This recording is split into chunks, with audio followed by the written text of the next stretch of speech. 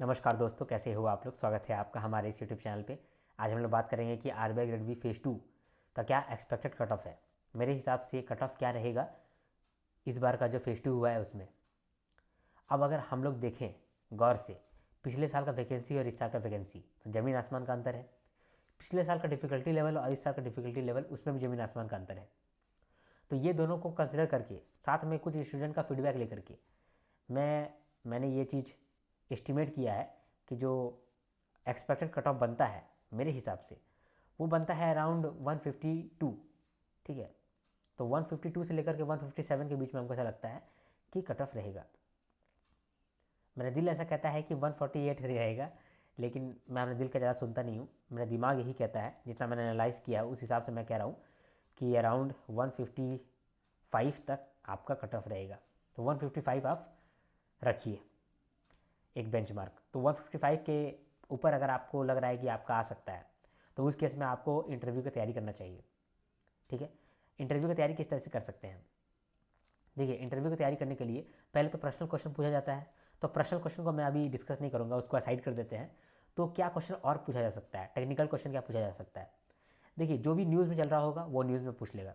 ठीक है, for example कि अभी बहुत सारा वार चल रहा है, तो ये जो वार चल रहा है, ये वार से आपसे क्वेश्चन पूछ सकता है कि जो अभी वार चल रहा है उसके पीछे का कारण क्या है, लॉजिक क्या है।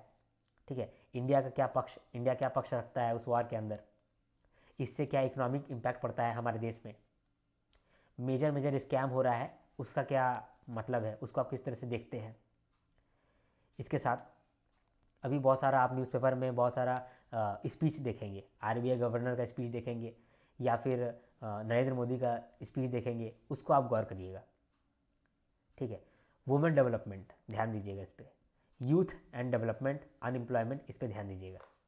ठीक है, उसके बाद फिर इन्फ्लेशन और ग्रोथ के बीच में बैलेंस, इस पर भी ध्यान दीजिएगा। ठीक है, तो ये सब बहुत इंपॉर्टेंट टॉपिक है। एफएक्यू भी आप याद रखिएगा, एफएक्यू को मत छोड़िएगा, क्योंकि एफएक्यू का मतलब होता है, आरबीआई वो एफएक्यू इसीलिए लाया है क्योंकि आरबीआई चाहता है कि उस टॉपिक पे जानकारी आम नागरिक को हो। तो आप भी एक आम नागरिक हैं, तो आपसे भी ये सवाल पूछा जा सकता है। ठीक है, ये सब में आप ध्यान दीजिएगा। अगर आपका एक्सपेक्टेशन लग रहा है कि आप 155 का मार्क को क्रॉस कर सकते हैं।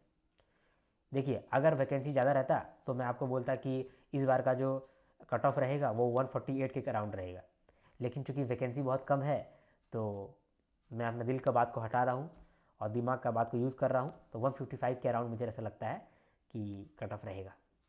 ठीक है, बाकी फिर जब निकलेगा तब तो देख लिया जाएगा, लेकिन मेरे हिसाब से एक्सपेक्टेड कट ऑफ जो है 155 है। ठीक है, चलिए अब हम लोग मिलेंगे नेक्स्ट वीडियो में। तब तक के लिए हर हर महादेव, शंभू शंकर, जय हिंद, जय भारत।